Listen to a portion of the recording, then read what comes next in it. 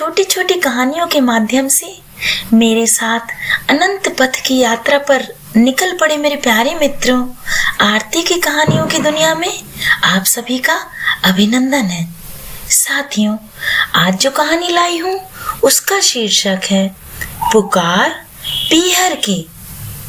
कहानी शुरू करने से पहले मैं बता दूं कि हिमालय की घाटियों में एक चिड़िया निरंतर रट लगाती रहती है, जूहू जूहू जूहू।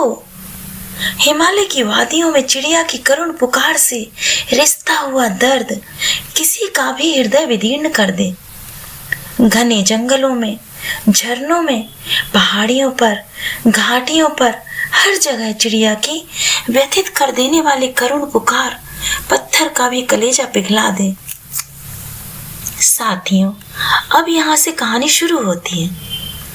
एक बार की बात है, एक पहाड़ी लड़की थी, अत्यंत सुंदर, रूपवती, सलोनी। नाम था रूपा। हिमालय की सुरम्य घाटियों, कलकल करती झरनों, घाटियों पर गूंजती प्रतिध्वनियों ऐसे हृदय व मन को तृप्त कर देने वाले वातावरण में पली बड़ी थी रूपा।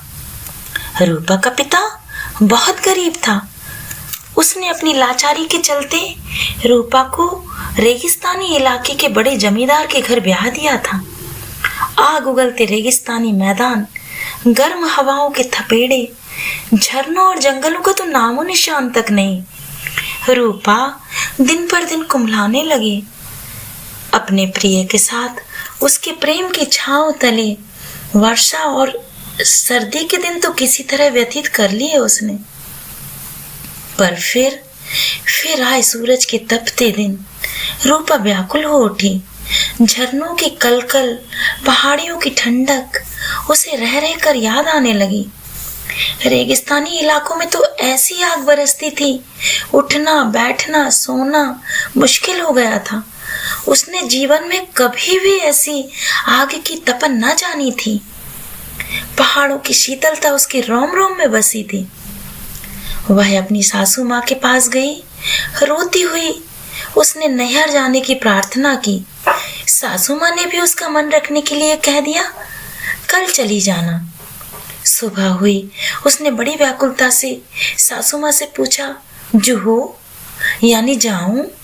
मित्रों, जूहू पहाड़ी भाषा का शब्द है जिसका अर्थ है जाऊं। सास बोली, भूल जाला यानी कल सुबह जाना। इस तरह रोज वह अपना सामान सजाती, रोज सुबह अपने प्रियतम से विदा लेती और रोज सुबह अपनी सासू माँ से पूछती, जूहू, और हर सुबह जवाब मिलता, भूल जाला। धूप में तपे हुए फूल की तरह वह कुम्हलाने लगी। खाना पीना, सजना संवरना सब छूट गया। एक दिन असह्य गर्मी थी। धरती धूप से चटक रही थी। वृक्ष के पक्षी लू लपट खाकर वृक्ष से गिरकर निष्प्राण हो रहे थे। रूपा ने सूखे कंठ से अपनी सासू माँ से फिर पूछा, जूहू? सास बोली, भूल जाला। अगले दिन वह एक वृक्ष के नीचे मृत पाई गई। उसी वृक्ष की डाली पर एक चिड़िया बैठी थी जो गर्दन हिलाकर बोली, जूहू। और फिर उस चिड़िया ने उत्तर की प्रतीक्षा ना की। उत्तर की प्रतीक्षा किए बिना ही वह उड़ गई अनंत आकाश में हिमाच्छादित हिम शिखरों की तरफ। मेरे प्यारे मित्रों, उस लड़की की तरह ही ऐसी ही पुकार हमारे मन में भी है। हम भी उस लड़की की तरह ही शांत, शीतल, ठंडक देने वाली घाटियों से आए हैं। ये पृथ्वी, ये जगत हमारा असली घर नहीं है।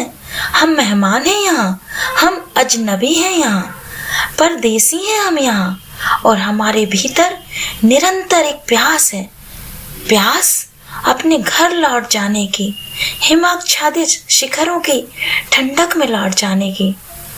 मेरे साथियों, वह हिमाच्छादित शिखर, वह कलकल करते झरने, वह घाटियों की प्रतिध्वनियां कुछ और नहीं, पुकार है उस परमात्मा की। और जब तक हम उस परमात्मा पर वापस नहीं लौट जाते? हमारे प्यासे तप्त प्राण पूछते ही रहते हैं, जो हो, जो हो, जो हो। तो मेरे प्यारे साथियों, यही कहूंगी, सुन लो उस पुकार को जो हमने जन्मों जन्मों से अनसुनी कर रखी है। भीतर हमारा घर है, भीतर ही सहज आनंद है, भीतर ही शांति है, और उसी के प्यासे हमारे प्राण। आओ हम उन प्राणों की प्यास को पहचान कर लौट चले अपने देश की ओर। साथियों, उम्मीद करती हूँ आज की कहानी आपको पसंद आई होगी। अपना प्रेम व स्नेह आरती पर बनाए रखिएगा, कहानियां सुनते रहिएगा।